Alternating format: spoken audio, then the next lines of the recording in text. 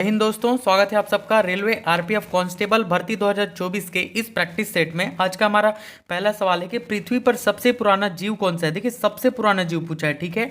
Option है नील हरित शैवाल, कवक, अमीबा या फिर युगलिन। तो राइट आंसर हो जाएगा आपका नील हरित शैवाल। जो नील हरित शैवाल है ये पृथ्वी पर सबसे पुराना जीव है, ठीक है। अगला सवाल देखिएगा, बेकिंग सोडा का रासायनिक नाम क्या है। देखिए, बेकिंग सोडा जो होता है इसका रासायनिक नाम पूछा है। तो ऑप्शन है sodium hydroxide, sodium acetate, sodium bicarbonate, sodium carbonate. कौन सा होता है? तो सोडियम बाइकार्बोनेट जो होता है ये आपका बेकिंग सोडा का रासायनिक नाम है, ठीक है। अगला सवाल देखिएगा, मिस्ट्रल एक शीतल पवन है जो यहाँ की घाटी में चलती है, रोन, सीन, वोल्गा या फिर राइन। तो राइट आंसर है रोन में, ऑप्शन नंबर ए, ठीक है।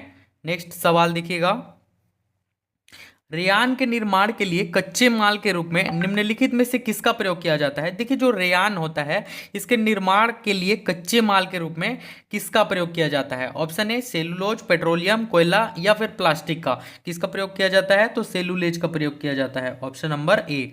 अगला सवाल देखिएगा, ऑपरेशन ग्रीन संबंधित है। देखिए, ऑपरेशन जो ग्रीन है ये किससे संबंधित है? बागवानी से, पौधारोपण से, आलू, टमाटर व प्याज की कीमतों में उतार चढ़ाव को रोकने हेतु, कृषि उर्वरता को बढ़ाने हेतु। किससे संबंधित है? तो इसका राइट आंसर है ऑप्शन नंबर सी, ठीक है। आलू, टमाटर व प्याज की कीमतों में उतार चढ़ाव को रोकने हेतु ऑपरेशन ग्रीन संबंधित है। अगला सवाल है, गोबर धन योजना किस संबंधित है। ऑप्शन है पशुपालन में वृद्धि, देसी गोवंश का संरक्षण, दुग्ध उत्पादन में वृद्धि या फिर गोबर एवं ठोस अपशिष्ट का प्रबंधन से। किससे संबंधित है? गोबर एवं ठोस अपशिष्ट का प्रबंधन से संबंधित है आपका गोबर धन योजना। अगला सवाल है, भारतीय आयकर है क्या है? ऑप्शन है कि अप्रत्यक्ष और समानुपातिक, प्रत्यक्ष और वर्धमान, प्रत्यक्ष और वर्धमान या फिर प्रत्यक्ष और समानुपातिक। तो राइट आंसर है प्रत्यक्ष और समानुपातिक, ऑप्शन नंबर डी इसका राइट आंसर हो जाएगा, प्रत्यक्ष और समानुपातिक, ठीक है। अगला सवाल है, उपभोक्ता संतुलन में है यह तभी कहा जाता है यदि आपके ऑप्शन है कि उसकी आय और व्यय बराबर हो, या फिर वह कुछ वस्तुओं के उपभोग के बिना ही अपनी आवश्यकताएं पूरी कर सकता हो, या फिर वह आय के एक नियत स्तर से अपनी आवश्यकताएं पूरी करने में सक्षम हो, या फिर वह आय के नवीन स्रोत ढूंढ पाने में सक्षम हो। तो राइट आंसर हो जाएगा इसका कि वह आय के एक नियत स्तर से अपनी आवश्यकताएं पूरी करने में सक्षम हो, ठीक है। ऑप्शन नंबर सी इसका राइट आंसर हो जाएगा। सवाल क्या है कि उपभोक्ता संतुलन में है यह तभी कहा जाता है यदि वह आय के एक नियत स्तर में अपनी आवश्यकताएं पूरी करने में सक्षम हो। अगला सवाल देखिएगा, भारत में वह कौन सा राज्य है जहां आलू की प्रति पैदावार सर्वाधिक होती है। देखिए, आलू की प्रति पैदावार सर्वाधिक कहां होती है? ऑप्शन है पश्चिम बंगाल, पंजाब, तमिलनाडु या फिर राजस्थान। तो राइट आंसर हो जाएगा पश्चिम बंगाल, ठीक है। भारत का वह पश्चिम बंगाल राज्य है जहां पर आलू की प्रति पैदावार सर्वाधिक होती है। अगला सवाल है, MS ऑफिस, फोटोशॉप और एनी मैजिक इसके उदाहरण हैं। किसके उदाहरण हैं? तो ऑप्शन है सिस्टम सॉफ्टवेयर के, ऑपरेटिंग सिस्टम के, डिवाइस ड्राइव के या फिर एप्लीकेशन सॉफ्टवेयर के। किसके उदाहरण हैं? तो राइट आंसर हो जाएगा आपका application software, application software, option number D. अगला सवाल देखिएगा, निम्नलिखित में से कौन सी गैस रंगीन होती है? ऑक्सीजन, नाइट्रोजन, क्लोरीन या फिर हाइड्रोजन। कौन सी गैस रंगीन होती है? तो क्लोरीन जो होता है ये आपका रंगीन होता है। अगला सवाल है, कहा जाता है कि ताजमहल मार्बल केसर से ग्रस्त है, यह मार्बल केसर क्या है? देखिए, मार्बल केसर जो होता है, ठीक है, ये अम्लीय वर्षा जो कि मार्बल का क्षरण करती है, अम्लीय वर्षा जो कि मार्बल का क्षरण करती है।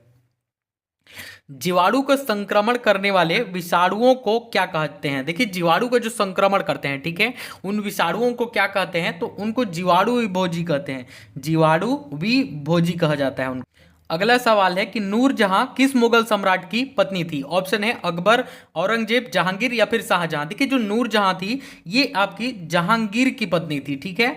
अगला सवाल देखिएगा, प्लासी का युद्ध वर्ष खालिस्तान में लड़ा गया था। देखिए, जो प्लासी का युद्ध था ये 1757 में लड़ा गया था, ठीक है। किसके किसके बीच लड़ा गया था? तो देखिए, जो प्लासी का युद्ध था, ठीक है, ये आपका लड़ा गया था ब्रिटिश ईस्ट इंडिया कंपनी और बंगाल के नवाब के बीच में लड़ा गया था। अगला सवाल देखिएगा, भारतीय संविधान में निहित शक्तियों का सिद्धांत खालिस्तान संविधान से लिया गया है। ऑप्शन है फ्रांसीसी, कनाडाई, रूसी या फिर ब्रिटिश। किससे लिया गया है? तो कनाडाई से लिया गया है। ठीक है, कनाडा से लिया गया है। भारतीय संविधान में निहित जो शक्तियों का सिद्धांत है ये कनाडा के संविधान से लिया गया है। अगला सवाल देखिएगा, भारतीय संविधान कितने भाग हैं? भारतीय संविधान के, देखिए वर्तमान में नहीं पूछा है ना तो कुछ नहीं बोला है, भारतीय संविधान के कितने भाग हैं, तो इसका जो राइट आंसर होगा वो आपका 22 हो जाएगा। देखिए वर्तमान में देखेंगे आप लोग तो भारतीय संविधान में 25 भाग है, ठीक है, लेकिन मूल संविधान में कितने भाग हैं? 22 भाग हैं। 22 भाग, 395 अनुच्छेद और 8 अनुसूची हैं। अगला सवाल देखिएगा, इनमें से किसने भारत के प्रधानमंत्री के रूप में सबसे अधिक समय कार्य किया है? ऑप्शन है जवाहरलाल नेहरू, इंदिरा गांधी, मनमोहन सिंह या फिर लाल बहादुर शास्त्री। किसने सबसे अधिक समय, किसका कार्यकाल सबसे अधिक समय तक रहा? तो राइट आंसर है आपका जवाहरलाल नेहरू जी का। ठीक है, देखिए जवाहरलाल नेहरू जी ये भारत के फर्स्ट प्राइम मिनिस्टर थे और इनका जो कार्यकाल था वो कितना? 16 साल का था। इन्होंने 16 साल भारत में शासन किया। अगला देखिएगा, पृथ्वी का औसत तापमान क्या है? ऑप्शन है 6 degree Celsius, 16 degree Celsius, 26 degree Celsius या फिर 36 डिग्री सेल्सियस। तो राइट आंसर है 16 डिग्री सेल्सियस जो है वो पृथ्वी का औसत तापमान है। भारत के निम्नलिखित स्थानों में से अपतटीय पेट्रोलियम भंडार कहाँ है? कोचई high, Madras high, Mumbai high या फिर गोवा हाई में। तो राइट आंसर हो जाएगा आपका Mumbai high, option number C. अगला सवाल है, ब्रिक्स न्यू डेवलपमेंट बैंक का मुख्यालय कहाँ है? तो देखिए ब्रिक्स न्यू डेवलपमेंट जो बैंक है इसका मुख्यालय संघाई में है। कहाँ है? संघाई में स्थित है। अगला सवाल है, जड़त्व क्या है? देखिए जड़त्व है पूछा है, ठीक है, वर्तमान स्थिति में होने वाले परिवर्तन का जो प्रतिरोध करने की प्रवृत्ति होती है वही जड़त्व है। क्या है? कि वर्तमान स्थिति में होने वाले परिवर्तन का प्रतिरोध करने की प्रवृत्ति जड़त्व है। सापेक्षता का सिद्धांत की खोज किसने की थी? देखिए सापेक्षता के सिद्धांत की जो खोज थी वो अल्बर्ट आइंस्टीन ने की थी। अगला सवाल है, खालिस्तान सीमेंट के जमने की दर को घटाता है। खालिस्तान सीमेंट जो है वो जमने की दर को घटाता है। ऑप्शन है एल्यूमिना, सिलिका, जिप्सम या फिर मैग्नीशियम ऑक्साइड। तो राइट आंसर है जिप्सम, ऑप्शन नंबर सी।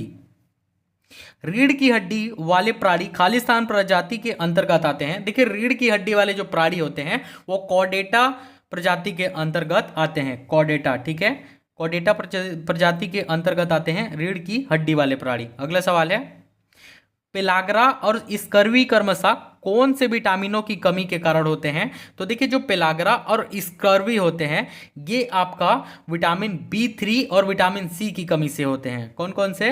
विटामिन B3 और विटामिन सी। अगला सवाल देखिएगा, निम्नलिखित में से पोलियो की बीमारी होने का कारण क्या है? ऑप्शन है कि आपका बैक्टीरिया, मच्छर, वायरस या फिर तिलचट्टे। तो राइट आंसर हो जाएगा कौन सा? तो वायरस।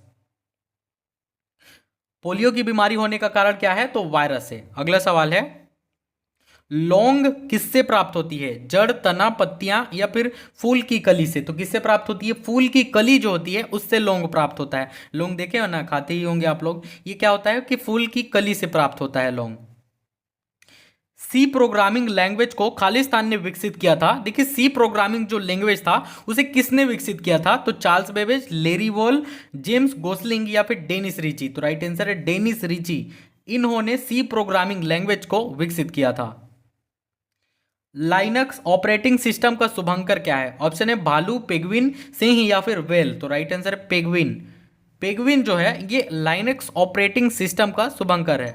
अगला है, संयुक्त राष्ट्र ग्रीन जलवायु कोष का मुख्यालय किस देश में है? ऑप्शन है दक्षिण कोरिया, यूएसए, कनाडा या फिर ऑस्ट्रेलिया। तो राइट आंसर है दक्षिण कोरिया में।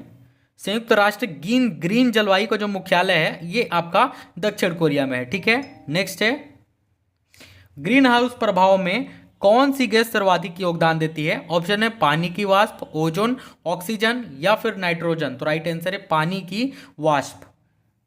ग्रीन हाउस प्रभाव में कौन सी गैस सर्वाधिक योगदान देती है? तो पानी की जो वाष्प होती है ये सर्वाधिक योगदान देती है। ठीक है, अगला सवाल देखिएगा कि पुष्कर मेला कहाँ लगता है? देखिए जो पुष्कर मेला है ये आपके ऑप्शन है बिहार, उत्तर प्रदेश, मध्य प्रदेश या फिर राजस्थान। तो राइट आंसर है राजस्थान में लगता है पुष्कर मेला। अगला सवाल है, राष्ट्रीय फिल्म पुरस्कारों का प्रारंभ वर्ष खालिस्तान में किया गया है। किस वर्ष किया गया? तो राइट आंसर है 1973 में किया गया था।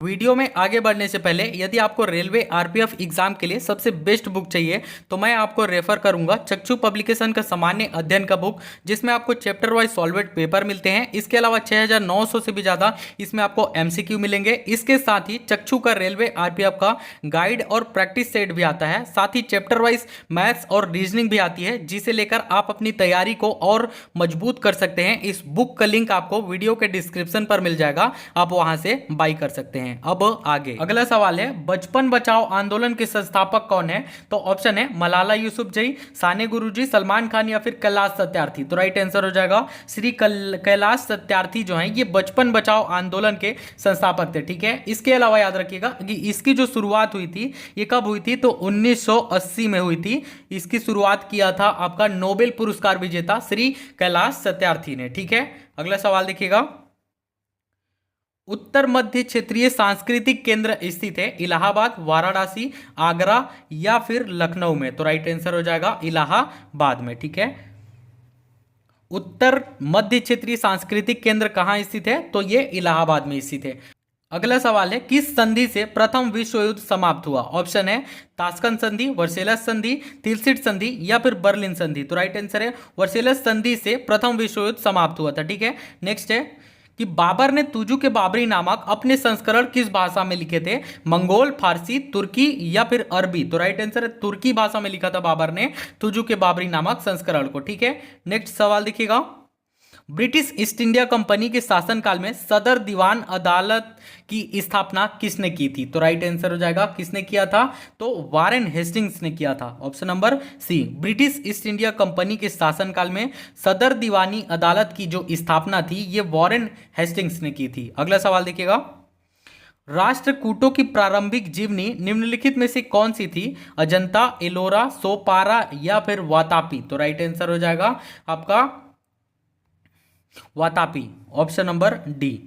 अगला सवाल देखिएगा, भारत के संविधान की 8वीं अनुसूची में कितनी भाषाएं हैं? देखिए जो भारत के संविधान की 8वीं अनुसूची है इसमें 22 भाषाएं शामिल है। ठीक है, अगला सवाल है, भारत में राष्ट्रपति कितनी बार वित्तीय आपात स्थिति की घोषणा कर चुके हैं? अब तक देखिए एक बार भी वित्तीय आपात की घोषणा नहीं की गई है, यानी इसका राइट आंसर हो जाएगा कभी नहीं। ठीक है, देखिए भारत में जो राष्ट्रपति हैं वो वित्तीय आपात की जो स्थिति घोषणा करते हैं ये संविधान के आर्टिकल 360 के अंतर्गत आता है। ठीक है, अगला सवाल है, भारतीय संविधान के किस अनुच्छेद में मुख्यमंत्री के कार्यों को परिभाषित किया गया है? ऑप्शन है आर्टिकल 164, आर्टिकल 163, आर्टिकल 167 या फिर आर्टिकल 166। तो राइट आंसर हो जाएगा आर्टिकल 167 में मुख्यमंत्री के कार्यों को परिभाषित किया गया है।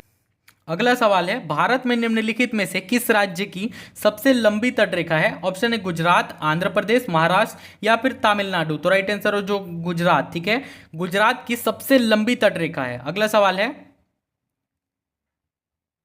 निम्नलिखित में से किस राज्य में लेटेराइट मिट्टी पाई जाती है? ऑप्शन है उत्तर प्रदेश, महाराष्ट्र, राजस्थान या फिर केरल। तो राइट आंसर है केरल में लेटेराइट मिट्टी पाई जाती है। ठीक है, अगला सवाल है, भारत और ईरान के किस बंदरगाह के संचालन के लिए दीर्घकालिक अनुबंध पर हस्ताक्षर किए गए हैं? ऑप्शन है चटगांव बंदरगाह, चाबहार के शहीद बेहिश्ती बंदरगाह, कोलंबो का बंदरगाह या फिर कराची का बंदरगाह। तो राइट आंसर है ऑप्शन नंबर बी, चाबहार में शाहिद बेहिश्ती बंदरगाह। ठीक है, इसके अलावा इसके लिए कुछ इंपॉर्टेंट पॉइंट रखिए, याद रखिएगा, जैसे कि भारत और ईरान ने सहयोग आंदोलन बढ़ाने और चाबहार बंदरगाह को क्षेत्रीय व्यापार, पारगमन और कनेक्टिविटी केंद्र बनाने के लिए शहीद बेहिश्ती पोर्ट टर्मिनल के संचालन के लिए एक दीर्घकालिक अनुबंध पर हस्ताक्षर किए हैं। ठीक है, नेक्स्ट है, चाबहार बंदरगाह को लेकर भारत और ईरान के बीच समझौते से कौन सा नया व्यापार मार्ग खुलेगा? कौन सा नया व्यापार मार्ग खुलेगा?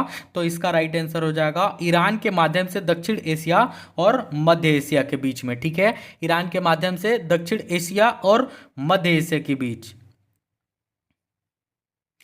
इसके अलावा इंपॉर्टेंट पॉइंट याद रखिएगा कि चाबहार बंदरगाह ईरान के सिस्तान बलूचिस्तान प्रांत में स्थित है और भारत, ईरान, अफगानिस्तान और मध्य एशिया के बीच एक छोटा व्यापार मार्ग प्रदान करता है। अगला सवाल है, क्रॉस और रेड क्रिसेंट दिवस के लिए 8 मई की तारीख ही क्यों चुनी गई है? क्यों चुनी गई? ऑप्शन है, यह प्रथम विश्व युद्ध के अंत का प्रतीक है, या हेनरी ड्यूनेट का जन्मदिन है, या अंतर्राष्ट्रीय रेड क्रॉस की वर्षगांठ है, या फिर यह नोबेल शांति पुरस्कार की वर्षगांठ है। तो राइट आंसर है यह हेनरी ड्यूनेट की जन्मदिन है। ठीक है, क्या है कि हेनरी ड्यूनेट का जन्मदिन है। आई होप आपको वीडियो पसंद आया होगा। प्लीज़ वीडियो को लाइक करें और चैनल पर नए हैं तो सब्सक्राइब करें। Thank you.